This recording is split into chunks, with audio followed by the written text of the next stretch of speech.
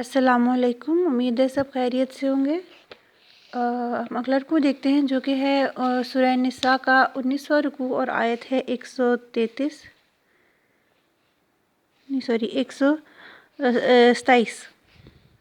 اعوذ باللہ من الشیطان الرجیم، بسم اللہ الرحمن الرحیم۔ وَيَسْتَفْتُونَكَ، اور وہ فتویٰ مانگتے ہیں آپ صلی اللہ علیہ وسلم سے، فی النساء، عورتوں کے بارے میں۔ قل اللہ، آپ صلی اللہ علیہ وسلم کہہ دیجئے کہ اللہ یفتیکم، وہ فتویٰ دیتا ہے تمہیں، فیہن، ان کے معاملے میں، وما یتلا، اور جو پڑھا جاتا، علیکم تم پر، فی الکتاب، کتاب میں، فی یتامی النساء، یتیم لڑکیوں کے بارے میں، نساء اللاتی، وہ جو لا توتونہن،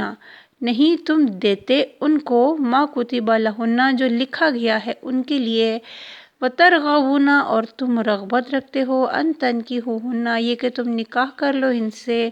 والمستضعفین، اور کمزوروں کے بارے میں، یا کمزور بچوں کے بارے میں، الولدانی، بچوں میں سے، یعنی چھوٹے بچوں کے بارے میں، وَأَن تَقُومُوا، اور یہ کہ تم قائم رہو، لِلْيَتَامَى، یتیموں کے لیے، بالقسط، ساتھ انصاف کے، وَمَا تَفْعَلُوا، اور جو تم عمل کرو، من خیر، بھلائی میں سے، فَإِنَّ اللَّهَ، تو پس بے شک اللہ، کانا ہے، بھی علیما، اسے خوب جانتا۔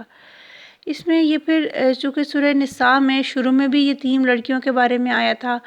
چونکہ عرب میں عورتوں کے ساتھ ظلم بہت زیادہ ہوتا تھا، تو کوئی ایسے بندے جن کی کفالت میں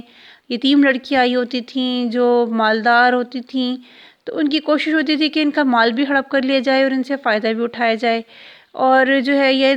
ان کو نکاح میں لے آیا جائے، اور ان کو ایک طرح سے بیویوں کے ساتھ ویسے وہ لونڈیوں والا سلوک کرتے تھے۔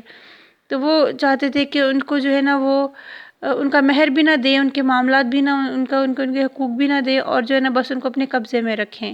تو ایسے جو ہے ایسے معاملات کے عورتوں کے بارے میں ظلم زیادتی جو ہے، یا یتیموں کے بارے میں، بچوں کے بارے میں، جو کیونکہ وہ وہاں پہ لڑائی قتل و غارت جب ہوتی تھی تو بے تحاشا بچے یتیم بھی ہوتے تھے، جو مال و دولت والے بھی ہوتے تھے، تو لیکن ان کے ساتھ جو ہے وہ سلوک اچھا نہیں تھا۔ تو اس سلوک کو بہتر بنانے کے معاملے میں، ان بچیوں کے معاملے میں جو یتیم ہو جاتی ہیں، اور جو بندے سمجھتے ہیں کہ بس ہم ابھی ہماری کفالت میں ہیں تو ہم جو مرضی کریں ان کے مال اور ان کے ساتھ، تو ان کے بارے میں اللہ تعالیٰ جو ہے وہ بندوں کو وارن کر رہا ہے، ان کو نصیحت کر رہا ہے کہ ان کے ساتھ جو ہے تم ان کے ساتھ غلط سلوک نہیں کرو۔ کہ اللہ تعالیٰ فرماتے ہیں کہ جو تمہیں پہلے تم پر پڑھا گیا کتاب میں، یعنی کہ جیسے سورہ نساء کی شروع کی آیات میں بھی عورتوں کے بارے میں جو احکامات آئے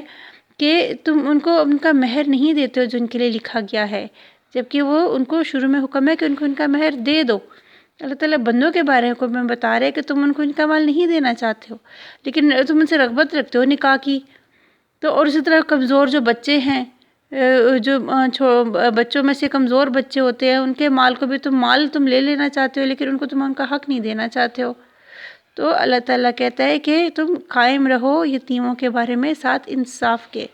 انصاف کرو یتیموں کے ساتھ، وہ عورتیں ہوں یا بچے ہوں، اور جو تم عمل کرو کہ کوئی نیک، تو اللہ تعالیٰ اس کو خوب جانتا ہے۔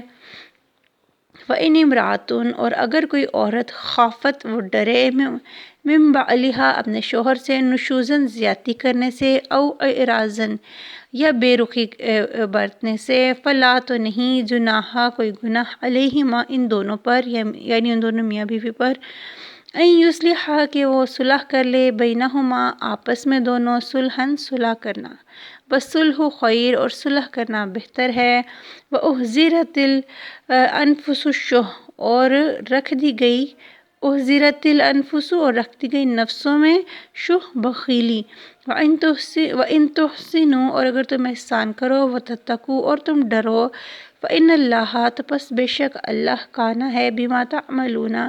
اس سے جو تم عمل کرتے ہو، خبیرہ، خوب جاننے والا۔ یہ چونکہ پرانے وقتوں میں جو وہ بندے ہوتے تھے، کئی انہوں نے بیویاں رکھی ہوتی تھیں،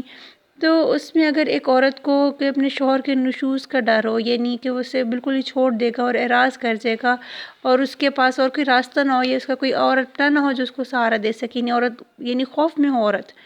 اپنی بے بسی کے تو وہ جو ہے مرد کی شرطوں پہ صلح کر سکتی ہے، اس کو دوسری شادی کی اجازت دینے کی صورت میں، یا یعنی کوئی ایسی کمٹمنٹ سیٹلمنٹ دونوں آپس میں کر سکتے ہیں جس سے وہ دونوں باہم ایک گھر بھی قائم رہے اور وہ دونوں صلح کے طریقے سے جو ہے نا وہ آپس میں ساتھ خیریت سے رہیں بھی دونوں، ٹھیک ہے نا۔ کیونکہ جیسے اگر ایک عورت بانجھ ہے تو بجائے اس کے کہ بندہ چھوڑ دے اس کو اور اس بیچاری کا کوئی پتہ نہیں والے وارث ہوتا ہے نہیں ہوتا، یعنی اس کو کوئی اور چھت دینے والا اگر نہیں ہوتا تو وہ اپنے بندے سے صلح کر لے کہ بھئی تم اور شادی کر لو تو میں تمہارے ساتھ عزت سے رہوں گی،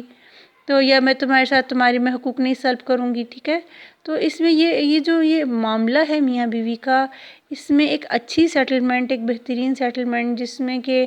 کوئی ایذا میں نہ آئے، کوئی ایک تکلیف میں نہ آئے، کوئی ایک جو ہے پریشانی نہ اٹھائے، خفت نہ اٹھائے،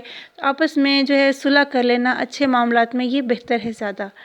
صلح کو اللہ نے بہتر قرار دیا ہے، لیکن اللہ تعالیٰ انسان کے نفس کی بات بتا رہے کہ نفس میں بخیلی ہے، انسان دوسروں کو دیتے ہوئے تو انسان جو ہے نا وہ بخیلی سے باز نہیں آتا، اس کے نفس کے اندر موجود ہوتی ہے، لیکن اللہ تعالیٰ کہہ رہے اگر تم احسان کرو، احسان کے بارے میں پہلے بھی بتایا تھا کہ احسان کیا ہوتا ہے کہ کسی کو حق اس کے حق سے زیادہ دینا، کہ اگر تم احسان کرو تو اللہ جو ہے وہ تمہارے اعمال سے خوب واقف ہے۔ وَلَن تَسْتَطِيعُوا، اور اگر ولن اور ہرگز نہیں تستطیعوا تم استطاعت رکھ سکتے، ان تعدلوا یہ کہ تم انصاف کرو، بین النساء درمیان بیویوں کے۔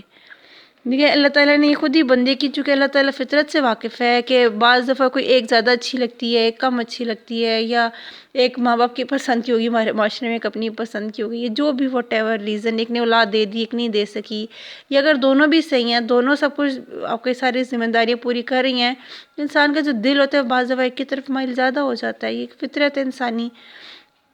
تو اللہ تعالیٰ کہتے ہیں اور ہرگز نہیں تم استطاعت رکھتے کہ تم انصاف کرو عورتوں کے درمیان۔ وَلَوْ حَرَصْتُمْ اگرچہ تم حرص کرو، یعنی کہ تمہیں زیادہ بیویوں کی حرص ضرور ہے، اگر تم کی بھی حرص بھی ہوتی ہو تم چاہتے بھی ہو کہ تم ان میں انصاف کرو، فَلَا تَمِيلُوا تو نہ تم مائل ہو جاؤ، كُلَّ الْمَيْلَ مکمل مائل ہونا، فَتَذَرُوهَا کہ چھوڑ دو اسے، كَالْمُعَلَّقَةٍ مانند لٹکی ہوئی شے کے، یعنی بالکل ایک ادب۔ تو اللہ تعالیٰ نے جو ایک انصاف کا ایک معیار رکھ دیا ہے وہ یہ ہے کہ دونوں بیویوں میں کوشش کرو، اچھا سلوک دونوں کے ساتھ کرو، یہ نہ ہو کہ تم ایک کی طرف بالکل جھک جاؤ اور دوسری کو بالکل جو ہے نا ادموا سا تم چھوڑ دو، اس کو نہ پوچھو، نہ اس کا خیال رکھو، نہ اس کے حقوق ادا کرو۔ یہ کام اس چیز سے منع کیا، یہ ایک انتہا کا ایک فیز ہے جو ایک عورت کو ٹارچر کے لیے ہوتا ہے، کہ جو نہیں اگر دوسری آ گئی ہے تو بندہ مکمل اسی کی طرف مائل ہو جاتا ہے، اور پہلی کی نہ عزت کا خیال ہے، نہ اس کے حقوق کا خیال ہے، نہ اس کی جو ہے ضرورتوں کا خیال ہے۔ تو اس چیز سے منع کیا کہ ایک طرف بالکل مائل نہ ہو جاؤ اور دوسری کو بالکل چھوڑ نہ دو، بالکل جو ہے وہ جو ہے ادھورا سا کر کے نہ چھوڑ دو، یا پرانے فرنیچر کی طرح جس طرح ہمارے بڑے ہوتے کہ نہ تم اس کو کسی کباڑ میں پھینکے، تم یہ نہ سمجھو کہ تم نے بس اس کو گھر میں رکھا ہوا تو اس کے حقوق ادا ہو رہے ہیں، نہیں یہ کام نہ کرو، ایک طرف جھک جانے سے منع کیا۔ یا 100% انصاف تو میں بھی نہ ہو سکے، لیکن جو ہے بہترین طریقہ یہ کہ کم از کم ایسا نہ ہو کہ ایک کو بالکل ہی تم جو ہو بالکل اگنور کر دو، یہ کام یہ ایک انتہا ہے جس سے کہ منع کیا ہے۔ وَإِن تُصْلِحُوا اور اگر تم اصلاح کرو، وَتَتَّقُوا اور تم ڈرو یعنی بچو برائیوں سے، فَإِنَّ اللَّهَ تو بس بے شک اللہ کہنا ہے، غفور الرحیم بہت بخشنے والا اور بہت رحم کرنے والا، کہ اگر تم اصلاح کا معاملہ رکھو اور تم دونوں عورتوں کے معاملے میں اللہ سے ڈرو، کیونکہ نبی پاک صلی اللہ علیہ وسلم نے آخری خطبہ حجۃ الوداع میں ہی فرمایا کہ عورتوں کے معاملے میں اللہ سے ڈرو، کیونکہ تم اللہ کے کلمے سے اپنے بس میں کرتے ہو، تو اگر تم ان سے جو ہے تم جو ہے اللہ سے ڈرو تو زیادتیاں کرنے سے، تو اللہ جو ہے وہ بخشنے والا اور رحم کرنے والا ہے۔ وَإِن يَتَفَرَّقَا اور اگر وہ دونوں یتفرقا وہ دونوں الگ ہو جائیں، تفریق آ جائے ان دونوں میں، یغنی اللہ غنی کر دے گا انہیں اللہ، کلن ہر ایک کو من سعتہ اپنی وسعت سے، اللہ تعالیٰ اگر وہ دونوں اگر میاں بیوی اگر تو وہ صلح کر لیں، پہلے صلح کا بیان ہے تو صلح کر لیں تو بہتر ہے، لیکن اگر وہ نہیں صلح سے رہ سکتے، وہ دونوں الگ ہو جاتے ہیں، تو اللہ تعالیٰ ان دونوں کو ایک دوسرے سے بے نیاز کر دیتا ہے۔ اللہ تعالیٰ کی دنیا بڑی وسیع ہے. اللہ تعالیٰ جو ہے وہ ان کو ایک دوسرے سے جو ہے وہ مطلب ایک دوسرے کے پھر وہ نہیں ان کو فکر رہتی کہ جب ختم کر دیا معاملہ تو پھر ختم ہو جاتا ہے. اللہ تعالیٰ ان کو بے نیاز کر دیتا ہے. وَقَانَ اللَّهُ اور ہے اللہ واسعاً حکیمہ بہت وسعت والا اور بہت حکمت والا. وَلِلَّهِ مَا فِي السَّمَاوَاتِ اور اللہ ہی کے لیے ہے جو کچھ آسمانوں میں ہے. وَمَا فِي الْأَرْضِ اور جو زمین میں ہے. وَلَقَدْ وَصَّيْنَا اور البتہ تاکید کی ہم نے الذین اوتوا الکتاب ان لوگوں کو جو دیے گئے کتاب من قبلکم تم سے پہلے وَإِيَّاكُمْ اور تمہیں بھی ان اتقوا اللہ کے ڈرو اللہ سے. وَإِن تَكْفُرُوا اور اگر تم کفر کرو فَإِنَّ لِلَّهِ تو پس بے شک اللہ ہی کے لیے ہے مَا فِي السَّمَاوَاتِ وَمَا فِي الْأَرْضِ جو کچھ آسمانوں میں ہے اور جو کچھ زمین میں ہے. کہ جو ہے انسان کے کفر کرنے سے اللہ کی شانوں میں کوئی کمی نہیں آتی ہے. جو اگر تم کفر کرو گے تو پس اللہ ہی کے لیے ہے جو کچھ آسمان اور زمین میں ہے. وَقَانَ اللَّهُ اور ہے اللہ غنیًا حمیدہ بہت غنی اور بہت تعریف والا. اور اللہ تعالیٰ نے جو ہے اہل کتاب کو بھی اور ہمیں بھی کیونکہ اللہ کا حکم تو ایک ہی ہے کیا ہے لا الہ الا اللہ پر ایمان لانا اور اللہ تعالیٰ کے حکموں کی جو فرما برداری کرنا ان کے مطابق زندگی گزارنا. تو اللہ تعالیٰ فرما رہے ہیں کہ اللہ تعالیٰ نے اہل کتاب کو اور تمہیں یہی نصیحت کی ہے کہ اللہ سے ڈرو اور اگر تم کفر کرو اللہ سے تو اللہ ہی کے لیے جو کچھ آسمانوں میں اور زمین میں ہے. اور اللہ بالکل غنی ہے بے پرواہ ہے اور بہت تعریف والا ہے. اس کی ذات میں اس کی پاک بلندیوں میں کوئی کمی انسان کے کفر کر لینے سے نہیں آ جاتی. وَلِلَّهِ اور اللہ ہی کے لیے ہے مَا فِي السَّمَاوَاتِ وَمَا فِي الْأَرْضِ جو کچھ آسمانوں میں ہے اور جو زمین میں ہے. وَكَفَىٰ بِاللَّهِ وَكِيلًا اور کافی ہے اللہ کارساز وکیل. اللہ تعالیٰ جو ہے کارساز جو ہے وہ کافی ہے. جو اللہ کو پہ توکل کر لے جو اللہ پر ایمان لے آئے تو اس کے لیے بس اللہ کافی ہو جاتا ہے. اِن یشاء اگر وہ چاہے یُذْہِبْکُم وہ لے جائے تمہیں یُذْہِبْکُم وہ تمہیں لے جائے ایھا الناس اے لوگو وَیَأْتِ بِآخرین اور وہ لے آئے دوسروں کو. کہ اللہ تعالیٰ کے لیے جو ہے اگر تم لوگ اللہ کی نافرمانی کرتے ہو کفر کرتے ہو تو تمہاری جگہ اور لوگ کو لے آئے گا. وَقَانَ اللہ اور ہے اللہ ذَلِکَ قدیرہ اوپر ذَلِکَ اس کے قدیرہ قادر قدرت رکھنے والا. کہ اللہ کے لیے یہ کام کوئی مشکل نہیں اللہ اس پہ پوری قدرت رکھتا ہے. من کانا یریدو اور جو کوئی چاہے ثواب دنیا کا ثواب